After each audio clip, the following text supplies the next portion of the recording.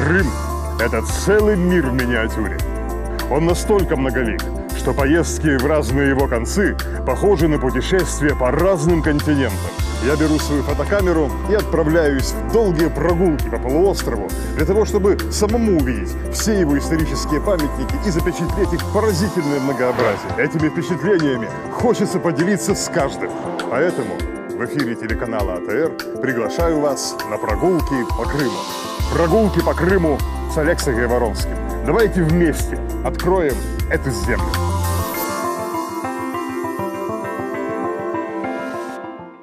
Эта мощная крепость в форме миндалины располагается на голых красных скалах. Она представляет собой скалу в 8000 шагов по окружности. Со всех 4 сторон она не имеет настоящих крепостных стен, потому что со всех сторон на 1000 аршинов пропасти, напоминающие адские и самые глубокие бездны преисподней. Со всех сторон голые скалы и пропасти такие, что, упаси Бог, если человек посмотрит вниз, желчный пузырь его лопнет и обратится в прах.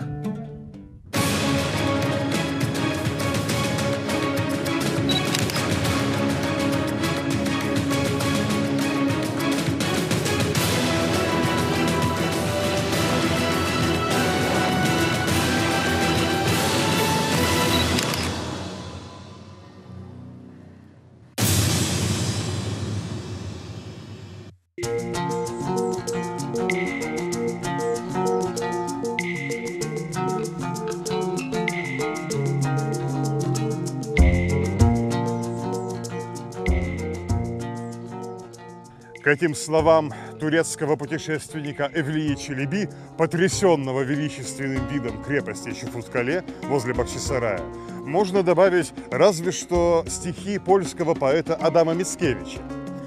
В них говорится о том, как Мирза, сопровождающий странника по дороге над пропастью в Чуфуткале, предупреждает его смотреть на лес, на тучи, куда угодно, лишь бы не в пропасть, потому что даже случайный взгляд, неосторожно кинутый в бездну, может увлечь его на дно, подобно тяжелому якорю, брошенному с легкой лодочки.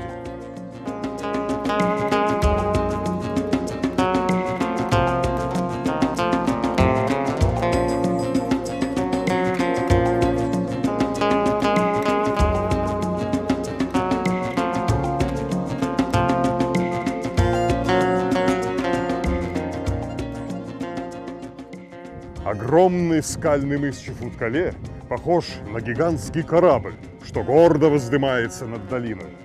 Со стороны гор на него заводит единственная проезжая дорога, и она перекрыта 2 крепостными воротами.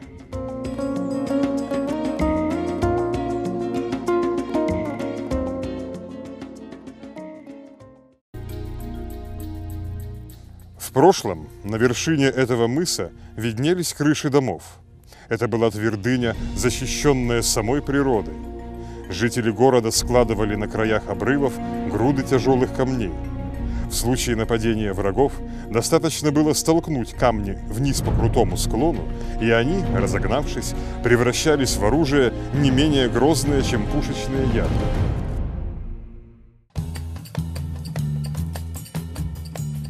Кто же построил эту крепость? Это древняя крепостная стена. Можно заметить, что в разных местах ее кладка не одинакова. Внизу лежат огромные тесанные блоки, а сверху идут камни чуть помельче, и положены они несколько иначе. Эта стена действительно сооружалась разными строителями и в разное время. То же самое можно сказать и обо всей крепости в целом. Она переделывалась и достраивалась на протяжении почти 1000 лет, и за это время строителей у нее было много.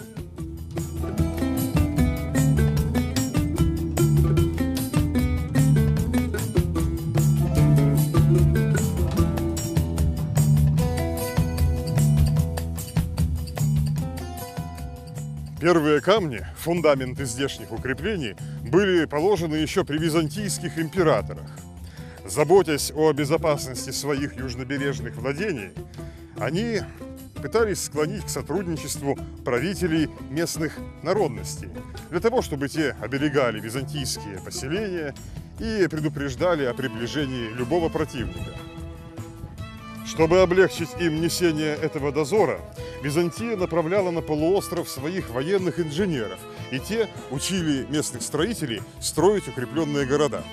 Кто же был союзником императоров в данном случае, в данной крепости?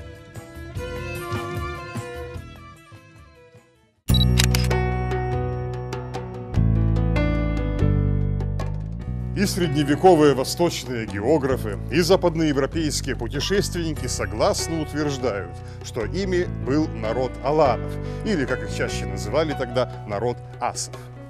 Асы были связаны с Византией и политическим союзом, и одною верой. К тем далеким временам и относится возведение здесь первых крепостных сооружений, как, например, этих главных крепостных ворот со стеною.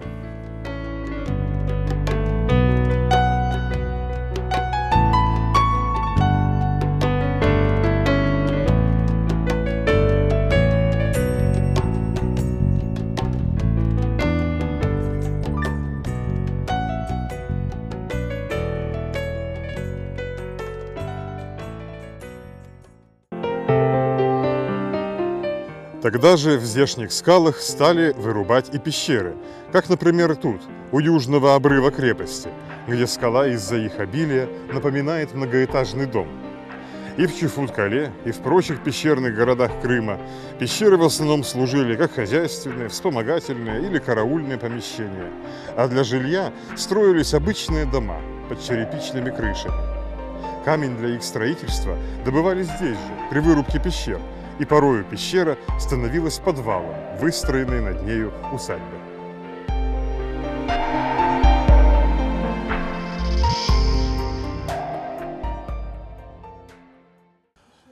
Новая крепость исправно несла свой дозор на протяжении нескольких столетий, но в истории любой империи рано или поздно наступает период заката. Утратила свое былое влияние на полуострове и Византия, и с XIII века основной политической силой в Крыму стала новая империя – Золотая Орда. Поначалу это не оказало особого влияния на жизнь аланских правителей. Похоже, что первые ордынские ханы лишь наложили на них дань. Однако впоследствии ситуация изменилась, и крепость была завоевана и разгромлена.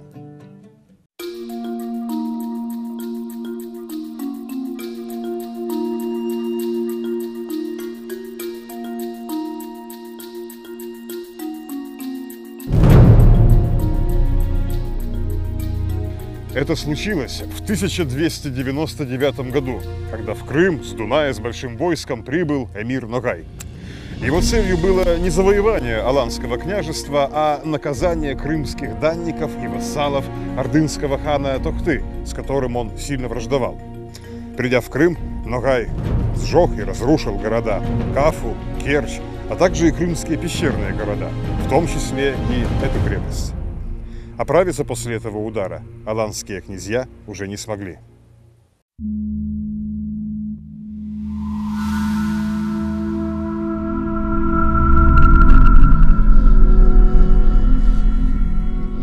В Крыму существовала любопытная легенда, связанная с историей взятия этой крепости. В ней говорилось, как ордынцы осадили асов в этом укреплении, но никак не могли вынудить их к окончательной сдаче. Тогда бей рода Яшлау придумал собрать все барабаны, трубы, музыкальные инструменты и даже медную посуду и при помощи всего этого снаряжения производить непрестанный шум. Оглохшие от грохота и звона, защитники крепости 3 дня продержались без сна, а на 4-й не выдержали и рухнули спящими. Тогда-то осаждающая армия и смогла войти в укрепление. Эта легенда, скорее всего, была позаимствована из караимских сказаний, а те, в свою очередь, основывались на известной библейской истории о том, как иудеи с помощью одних лишь труб и музыки разрушили стены города Иерихона. Весьма интересно здесь упоминание рода Яшлау, чьим фамильным владением стали земли, ранее подчинявшиеся аланским правителям. Даже гораздо позже, уже при Крымском ханстве, на должность начальника крепости, как правило, назначали представителей именно этого рода.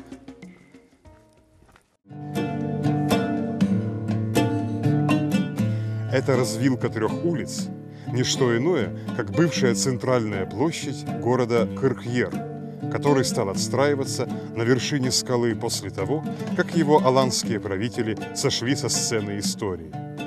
Из всех городов Золотой Орды этот был, пожалуй, самым необычным, располагаясь не на степной равнине, а в самом Поднебесье.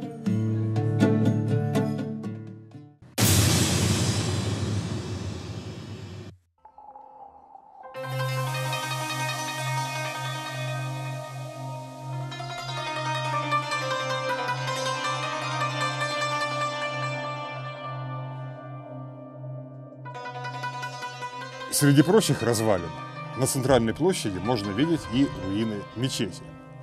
Предполагается, что она была построена еще при знаменитом ордынском хане Джанибеке. Во всяком случае, в кладке ее стен была найдена плита с датой 1346 год, когда правил этот хан.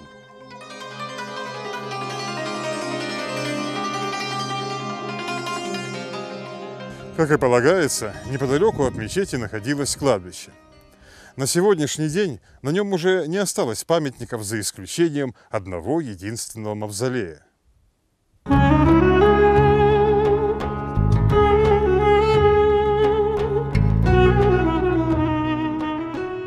этом мавзолее в 1437 году была похоронена Дженике Ханым, дочь хана Тохтамыша и супруга эмира Эдиге.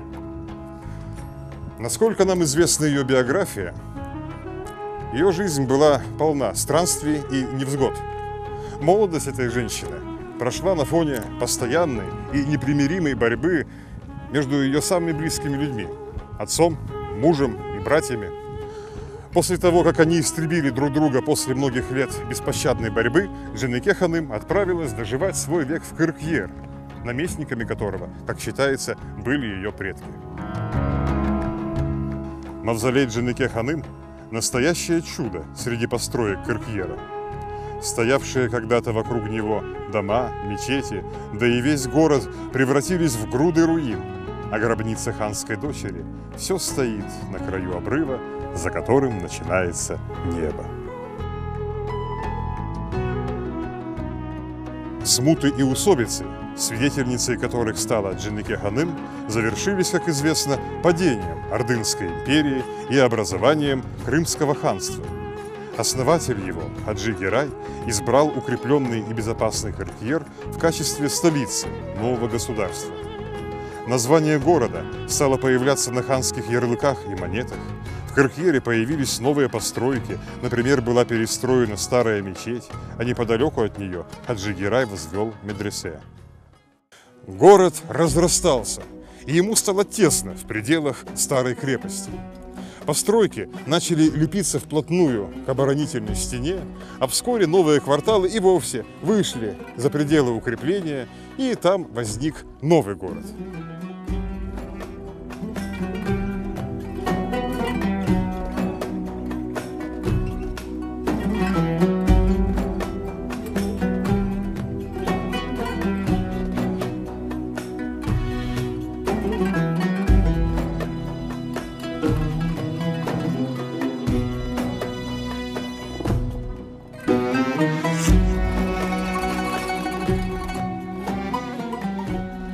Первые десятилетия независимости Крымского ханства выдались отнюдь не безоблачными.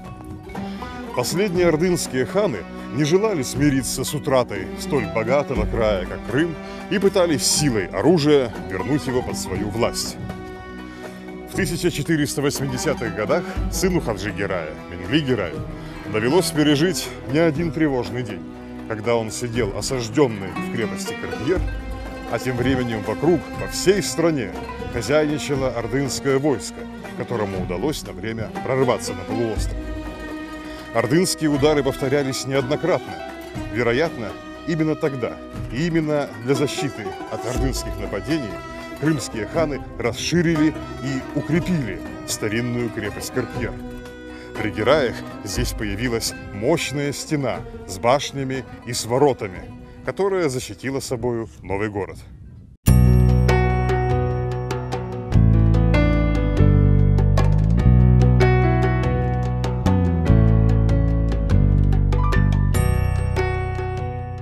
Новая стена с окованной железом калиткой была выстроена и в расселине, по которой шла дорога в город с южного склона.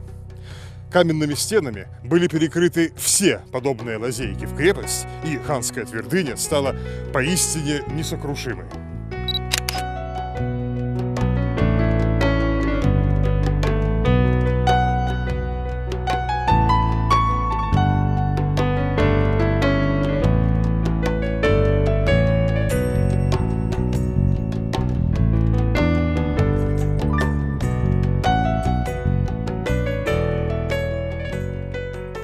Когда войны и конфликты приутихли, Менгли Герай принялся за благоустройство новой столицы Салачик у подножия Кыркьера. Его сын Сахиб Герай основал Бахчисарай, а эта крепость продолжала оставаться укрепленной ханской цитаделью, в которой правитель страны, его семья, его двор могли найти укрытие в случае какой-либо опасности. И хотя центр городской жизни навсегда переместился в Бахчисарай, и туда же переселилось множество бывших жителей Кыркьера, все же древнее поселение не опустело. Более того, оно вошло в новый этап своей истории, настолько важный, что в связи с этим древний город даже получил новое имя.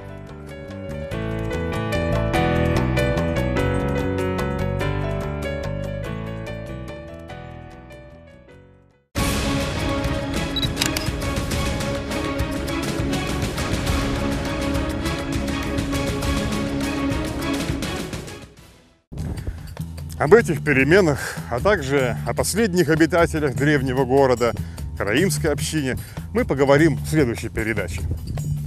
Но прежде чем попрощаться, вернемся к вопросу, который, вероятно, возник у многих.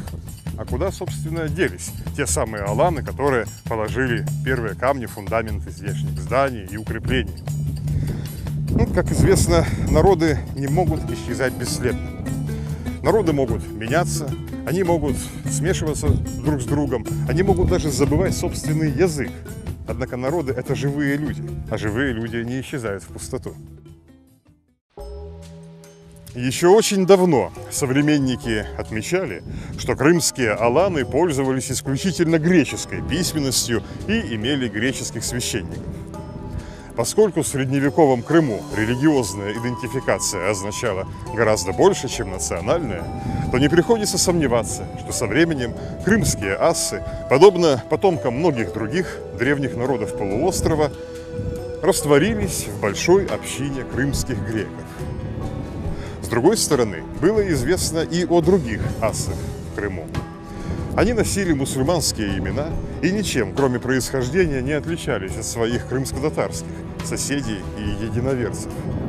По тем же причинам, что и христианские собратья, они тоже растворились среди большого сообщества, но в данном случае уже не греческого, а крымско-татарского.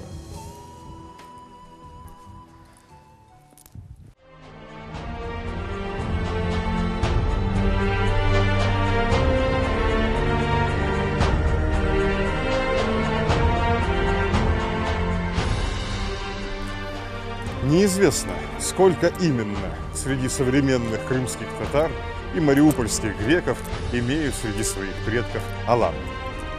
Но зато известно другое. Коренные народы Крыма являются наследниками очень богатой и очень разнообразной культуры. Им повезло в том, что среди крымских древностей для них нет своих или чужих, потому что они могут с полным основанием назвать наследием своих далеких предков любой древний памятник здесь, какой бы цивилизации он ни принадлежал. И это большое богатство. А наша сегодняшняя прогулка завершена. В следующей передаче мы встретимся здесь же, на улицах Чуфуткале.